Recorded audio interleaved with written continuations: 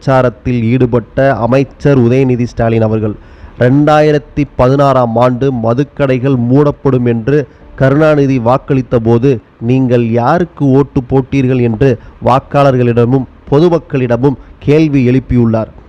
அமைச்சர் உதயநிதி ஸ்டாலின் பிரச்சாரம் செய்து கொண்டிருந்த போது கூட்டத்தில் இருந்த பொதுமக்கள் ஒயின் ஷாப்புகளை எல்லாம் மூட வேண்டும் என்று சொல்லி வந்தனர்.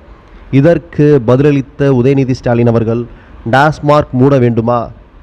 2016இல் கருணாநிதி ஆட்சிக்கு தேர்ந்தெடுக்க எல்லா ஒயின் ஷாப்புகளையும் மூடிவிடுகிறேன் என்று சொன்னார்.